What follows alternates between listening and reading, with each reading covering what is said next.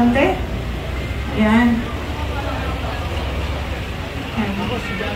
Faith.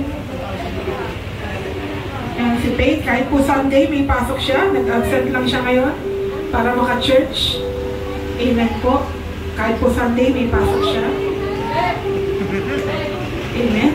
Sige po, tayo pong lahat ay tumayo. Tayo po'y manalangin. Panginoon, marami pong salamat sa mga kapatid po namin na magdiriwang ng kaarawan, si Brother Jude, si Brother Al, ako, Lord, o Lord God, naging Panginoon si Kian, at lahat po ng mag-celebrate ng birthday at mga wedding anniversary. Salamat po sa kabutihan mo sa kanilang buhay, na kayo po ang patuloy na nagdaragdag ng taon at bilang sa kanilang buhay, Ama. Salamat sa pag-iingat mo, salamat rasya mo, buhay, O God, Lord. Dalangin ko po, Ama, ano man ang mga desire nila sa puso, O God, Lord, sa ikabubuti nila, kayo po ang nakakabatid at nakakaalam ng lahat ng bagay, Panginoon. Dalangin ko po, O Lord God, na habang binibigyan mo sila ng buhay at lakas, patuloy ka rin po nilang mapaglingkuran. Lord, i-bless mo po sila sa lahat ng aspeto po ng kanilang buhay, O God, at lagi mo silang palakasin spiritually.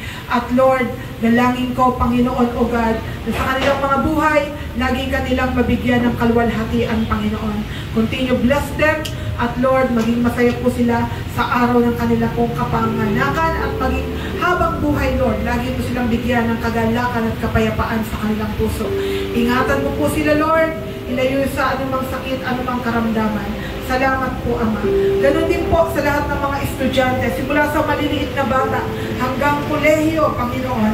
Lord, akin pong itinataas at dinadalangin ng mga kabataang ito, Lord, ay patuloy bigyan ng karunungan, katalinuhan sa kanilang pag-aaral, Panginoon.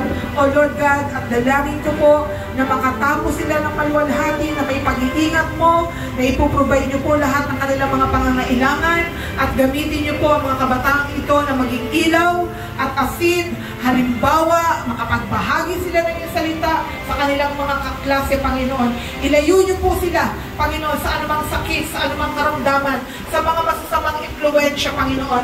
Bigyan mo sila ng wisdom and knowledge na piliin ko anong tamang matuwid, Panginoon, O God. Palakasin mo sila spiritually, Panginoon, O. Maging pagpapala ang kanilang mga buhay, O God, Lord. At Lord, ingatan mo sila sa kanilang pagbibiyahe, araw at gabi, Panginoon, O God.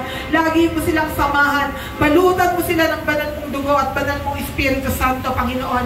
Salamat, i-bless mo kanilang mga magulang, Panginoon, upang matugunan ang kanilang mga pangangailangan sa pagpapaaral sa kanilang mga anak, O Lord God.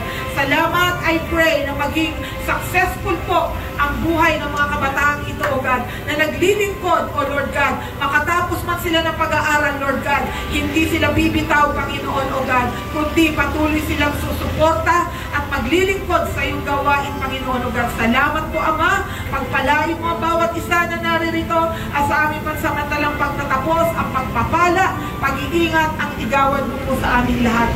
Salamat po, Ama. Ito po lang ang aming samot dalangin. In Jesus' name, Amen and Amen. Upo po kayo.